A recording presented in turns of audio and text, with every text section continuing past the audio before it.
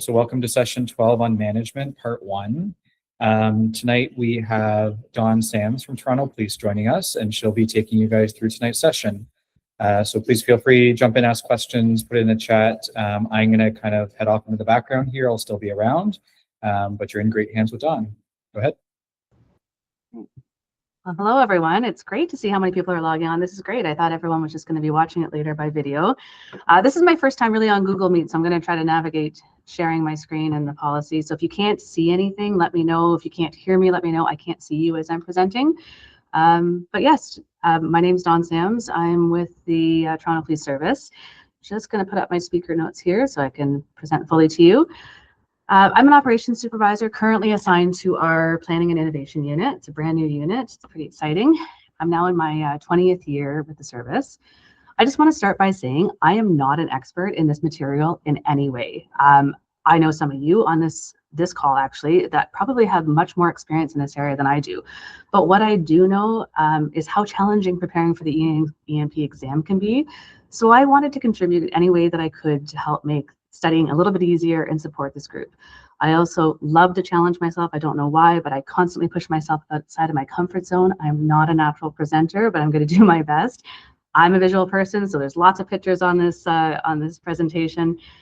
For anyone that is in the technical world, sometimes the management sections are a little bit harder. For myself, the technical sections of the ENP exam are harder. So if you have experience in this area, this is going to be pretty basic. We are going over a lot of terms, a lot of what the definitions are of different management areas. But besides the definitions, what I really want you to understand for the ENP exam is understand the concepts. How do you apply the concepts? What does it actually mean? Like how does it all relate to each other? So it's not just about studying the definition, it's about really understanding and how we're applying it. So like we said, we're covering management part 1, organizational leadership and policy. So this is Sorry, about... Dawn, we just can't see your presentation. Oh, okay. So, can you still see it now? No. Okay, we're going to try again.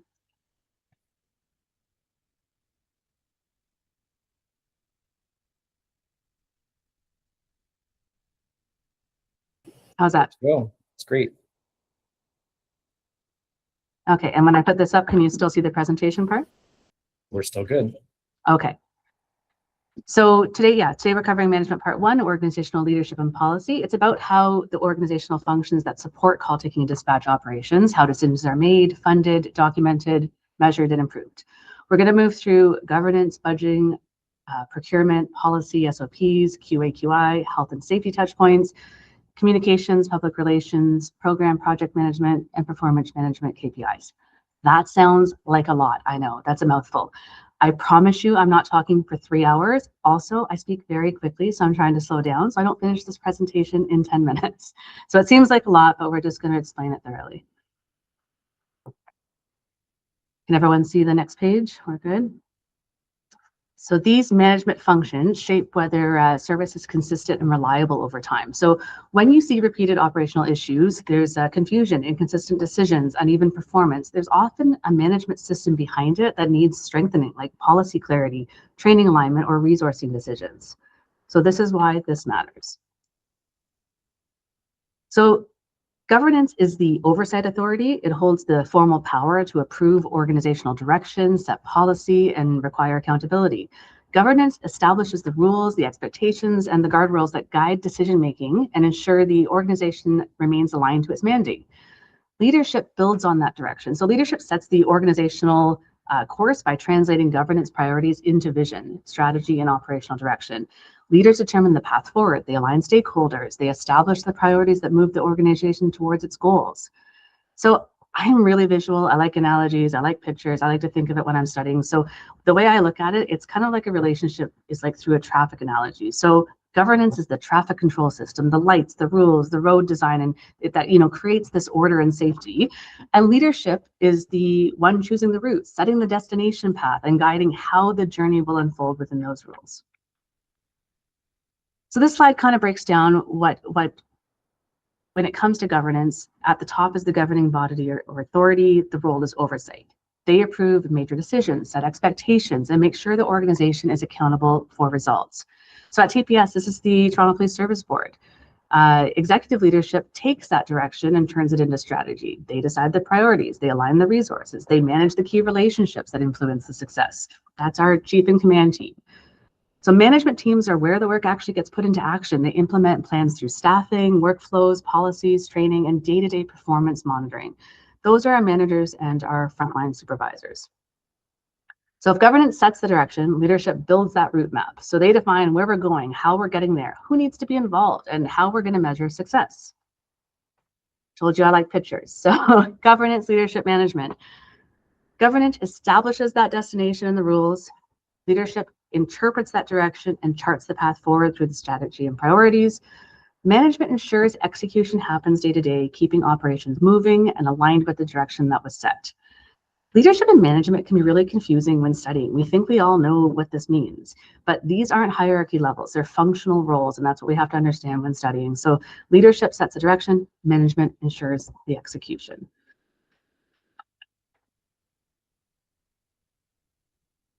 Budgeting, everyone's favorite topic. So budgeting and financial management, what does it include? Well, budgeting is the planning process for how resources are used. Financial management is stewardship. It's tracking, controlling, reporting. This outline highlights the cycles, the forecasting, the capital versus operating and reporting, plus transparency and constraints.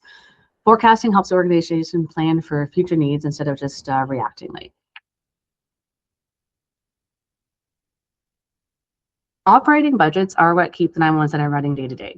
Staffing call takers, dispatchers, routine training, system maintenance, software subscriptions. Capital budgets fund the larger long-term investments. We all know about NG. So it's our NG 911 infrastructure, it's our CAD systems, our radio upgrades, or facility improvements. I was just telling Justin earlier for this call, we are in a full-blown renovation right now. So I literally just changed offices. IT just set up my computer, so I'm really happy I'm able to present to you today. But those are things that we've had to plan on a very long-term basis, and it's been a lot of time in the process of planning that renovation. So we're going floor by floor renovating, and that comes out of the capital budget.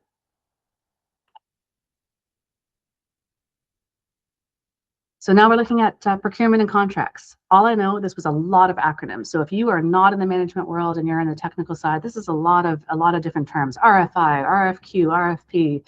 So like I said, we're going to define them all, but this outline emphasizes the evaluation criteria and the due diligence as well. Contracts that then define performance, expectations, and accountability. So we will define all of them, but I just want to give you an overview of what these all are. So what when we're talking about warranties and vendor performance management. So RFI, it's a request for information. It's that simple. An RFQ, a request for a quotation. An RFP is a request for proposal. So an RFI is used when you're still learning what options exist. So you need something, you're trying to figure out what exists out there. An RFQ is used when you already know what you want and you need pricing for those defined specs. An RFP is used when the need is really complex, and vendors must propose an approach because there are multiple ways to meet those requirements. So this kind of matches the focus on procurement process and our due diligence. So you go through these steps in that due diligence process when you're trying to procure something. So this outline highlights the 4 key contract accountability tools that work together. We have our service level agreements that define what level of service the vendor is expected to deliver, things like uptime, response times, and system availability. We have our key performance indicators that measure whether those expectations are actually being met in practice. We have warranties and support that outlines what happens when system fails, including repairs, replacements, service obligations. And then we have our vendor performance management, is the ongoing oversight process. So we're monitoring results, we're addressing issues, and ensuring the vendor continues to meet those expectations over time. So all of those are very important in a contract.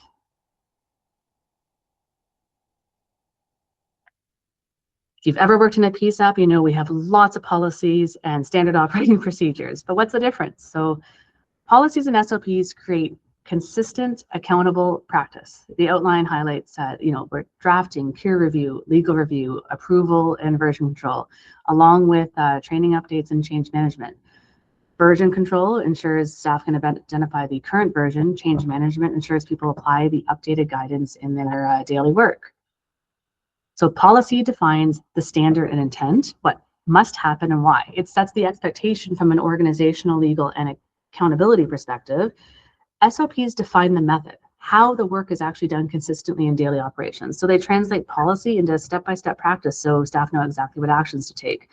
So for example, a policy may state that all life-threatening emergencies must be prioritized immediately to ensure rapid response and public safety. What does that actually mean? What do we have to do? So the SOP then outlines how call takers apply that practice, that priority in practice. So answering within prescribed timelines, confirming the location first, obtaining the caller information, asking the 5 Ws, all pertinent details, putting them into the CAT event, and initiating dispatch based on call priority. Those are the step-by-steps. So that's what an SOP does versus the policy. So both policy and SOPs require a version control and aligned training. Without that, practice can drift over time and different shifts or teams may apply the same policy in inconsistent ways. I know, that never happens between teams. But yes, that's why it's important. And every policy needs someone responsible for it, an owner. That owner ensures the document stays relevant, updates it when processes change, and aligns training with those updates.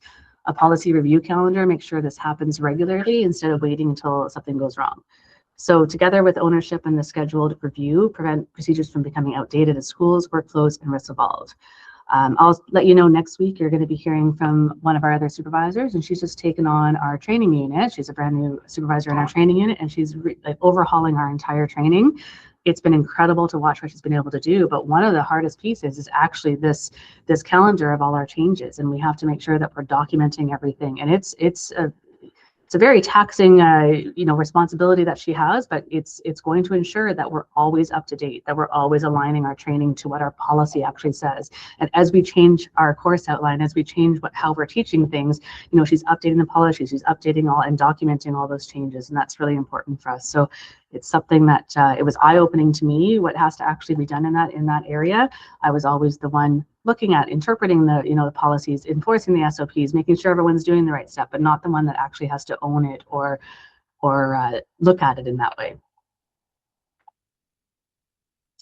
QA/QI. I think we might all be familiar with this. I'm not sure, but I don't think anyone loves QA, but it serves a purpose. We have these tasks that we need to do this quality assurance. So first of all, more acronyms: QA, QI, quality assurance, quality improvement. We're talking about call taking and dispatching, and we're using objective scoring and appropriate sample sizes with calibration to ensure consistency. So QA checks whether standards were met. QI uses findings to improve outcomes through training, workflow changes, or policy clarity. So quality assurance, did we meet the standards? Quality improvement, how can we improve the outcomes?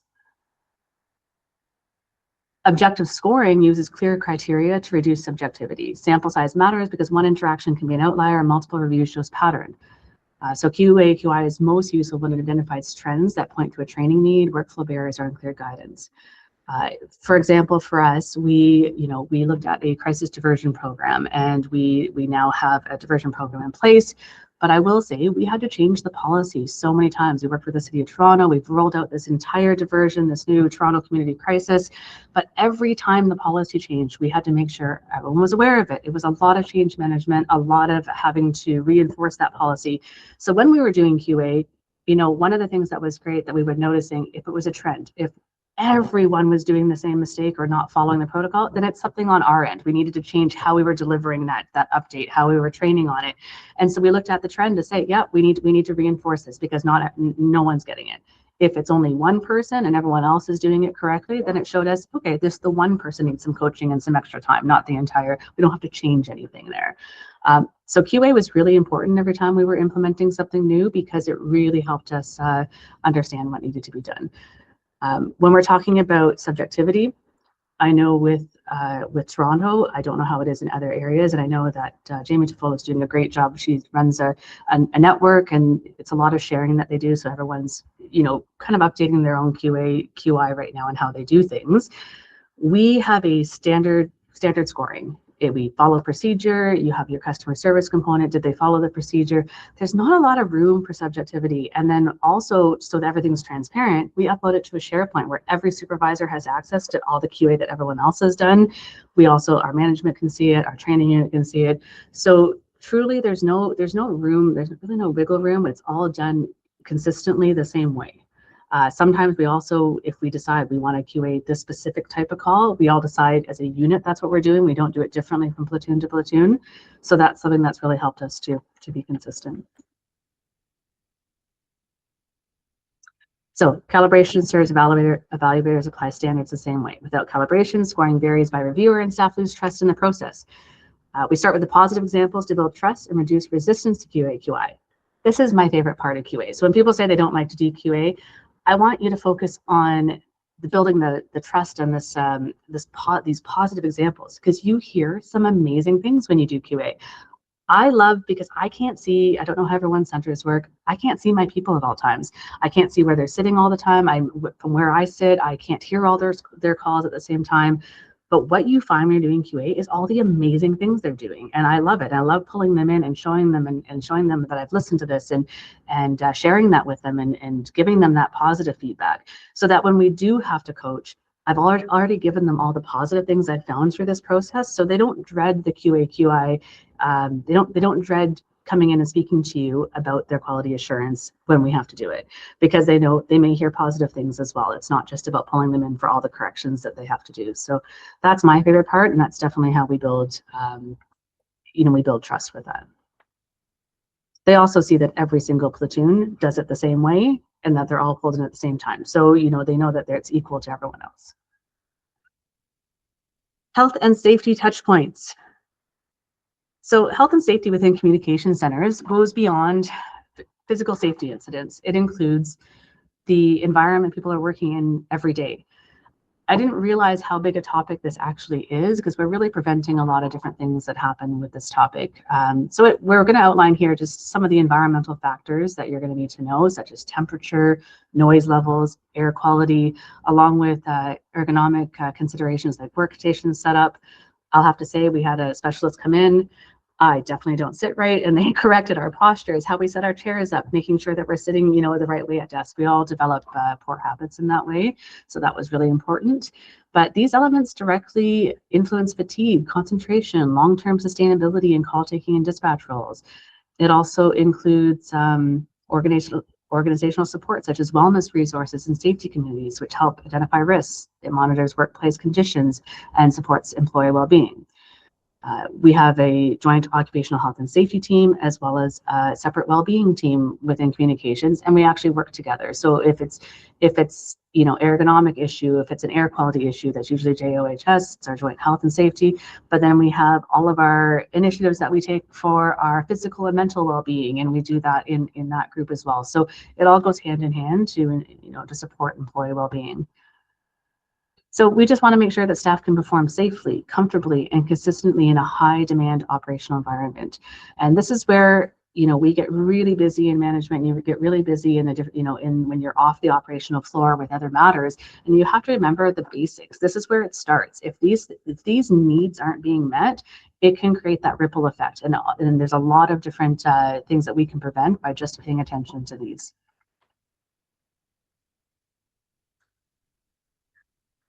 Communications and public relations. Well, when we talk about communications in a 911 organization, we're really talking about two different functions: public education and public relations, and they serve different purposes. I took on the lead as I do a lot of our social media here at Toronto Police, and we didn't really have a social media platform before. We had our corporate communications, but I didn't see, Canada-wide, I didn't see a lot really in the States, unless it was informal, that, a communication center putting out education. And I thought, we need to really, first of all, we need to humanize the job. We need to attract more people into this role, because it's such a fulfilling role. We need to show them, what does this role really do? And we wanted to educate the public at the same time. So it definitely served those different purposes. Feel free to follow us. I know that not a lot of people get the opportunity to do that from your center. So if you have ideas that you want to share with the public, I'm happy to post those as well. But we also work hand in hand with our corporate communications, and that's where the public relations comes in. And they do a lot of our corporate events. They work with us. We put things out together. So we really work hand in hand. But, you know, public education is about teaching. It's teaching the community how to use our services properly. So for example, when we run campaigns about when to call 911 versus a non-emergency line, or how to provide location information, that's public education. So the goal is to correct, you know, the system use and reducing avoidable demand on emergency resources. Public relations is different. It focuses on how the organization is perceived, trust, credibility, and relationships within the public. So how we communicate after a major incident, how we explain service changes, how do we respond to media inquiries, that's public relations. At our service, we have a social media officer, and they actually, after every incident, they're the ones doing the media releases. They work out of our command center, so they're on call all the time to do that public relations. And to do both effectively, we rely on stakeholder mapping and media engagement. So stakeholder mapping means identifying who needs the information. It's the public, partner agencies, the government, media, and we're tailoring the communication to each group. Message discipline ensures the messaging stays clear, consistent, and accurate, especially during high pressure situations where misinformation can spread pretty quickly. Program and project management. I'll have to say, I've just started this new role in this planning and innovation unit. I was tasked with starting this unit from scratch in June. I have learned a lot about program and project management. I'm not a project manager, but I'm learning quite a bit. It's a whole different world, definitely, but it really provides, you know, structure to organizations. That it's what they use to deliver change and improvement. So to keep projects controlled, there are so many projects coming into, you know, our center right now, and it's how do we control that? How do we decide what we're working on first and how it's governed, how we do the oversight? So there are a few core oversight elements: governance, risk management, schedule, and budget. Governance establishes the sponsorship and decision authority, ensuring the right people are guiding the work. Risk management identifies potential barriers that could impact the delivery. And schedule and budget controls keep the project on track, accountable, and transparent. But delivery alone isn't the end goal. Benefits realization looks at whether the project actually delivered what its intended value, whether operational improvements, efficiencies, or service enhancements were achieved. And post-implementation reviews and lessons learned allow organizations to reflect on what worked, what didn't, and how future initiatives can be strengthened. I'm also learning a whole lot of new terms in this program and project management world. It's definitely different than operations. So performance management and KPIs, there's another acronym. So KPI, key performance indicator. So performance management is about understanding how the organization is performing and using that information to guide improvement. So key performance indicators are the measurable metrics that help us do that. They're most effective when they're aligned to the organization's mission and service expectations. So at an organizational level, KPIs might include things like call answer times, dispatch response intervals, or service demand trends. At a team or unit level, metrics might look at call handling consistency, radio practices, or adherence to procedures. But KPIs just aren't numbers on a report. They're tools used to guide action. So they help identify where coaching may be needed, where training gaps exist, or where staffing and resource adjustments may be required.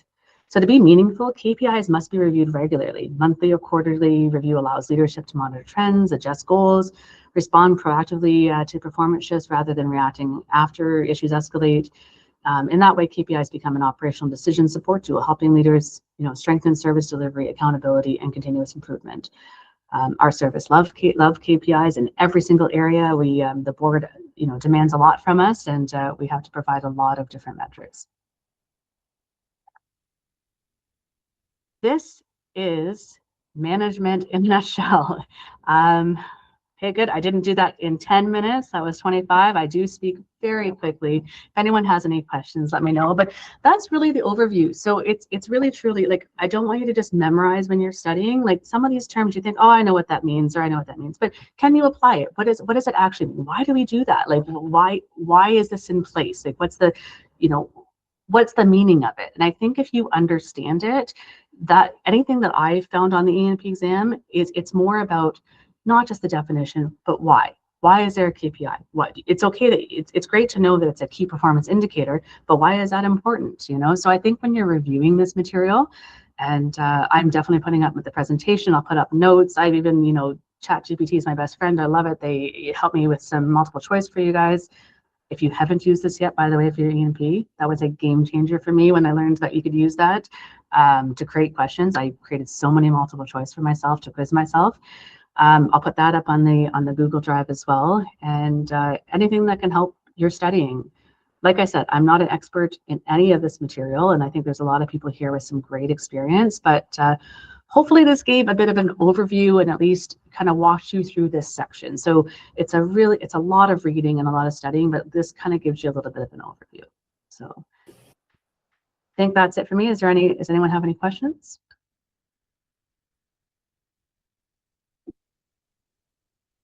I think I see Cynthia's hand up. Sorry, I'm just getting to learn with Google Meets. Go ahead, Cynthia. Yeah, no worries. So when you look at like performance and wellness and all that, what are sort of the predominant issues or concerns when it comes to staff retention? And are there any kind of great ideas or solutions to facilitate that or mitigate those concerns?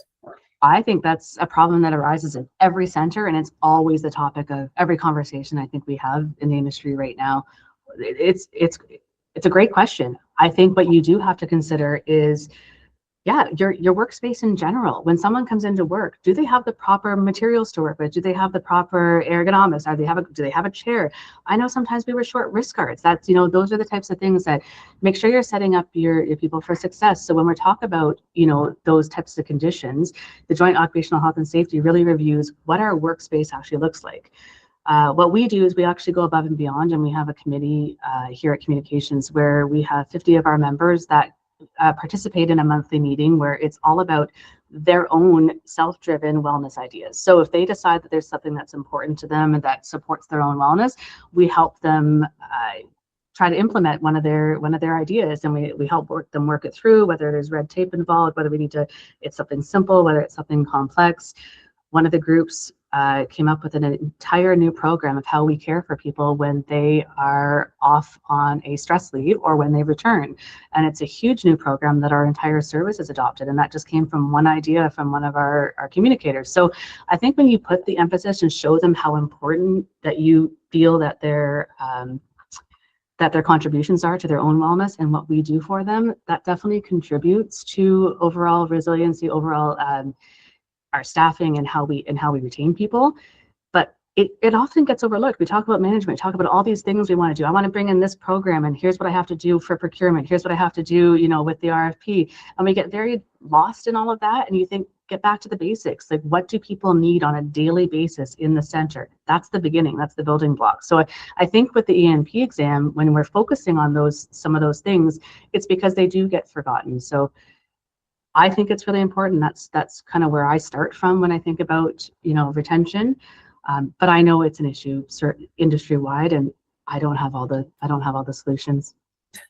Yeah, no, for sure. I appreciate that. And myself, I don't work on the floor. I work in GIS, so but I see it around me, and I'm one that always wants to help contribute to some of that wellness piece. And I know at our Provincial Emergency Communications Center, they've been looking at different types of schedules as well to provide that balance.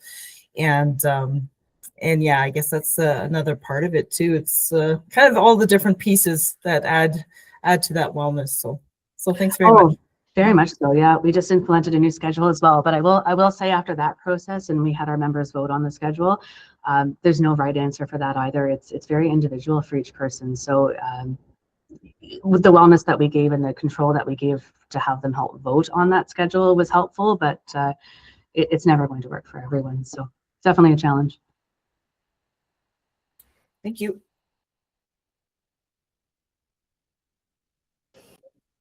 Any other questions for Dawn? Anyone thinks of anything later that I can help you with when it comes to studying, when it comes to, hey, this is in this section, but we didn't cover it in this presentation. This presentation is also split into two, so you're going to see some next week, and there's some more topics on the management side next week as well. Thanks, Darren. I just saw your message. That's really nice. I'm really glad that you guys enjoyed it. I hope you can understand me. I really do speak quickly. I've been trying to slow down. Well, thank you so much, Dawn. You put some great real life examples to all this to help people understand it. So thank you so much for that. Thanks everyone for joining tonight. This will be available online, and have a great rest of your evening. Thanks, everyone.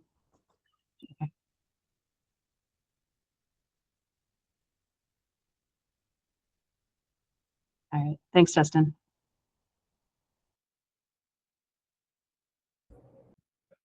Bye, Don.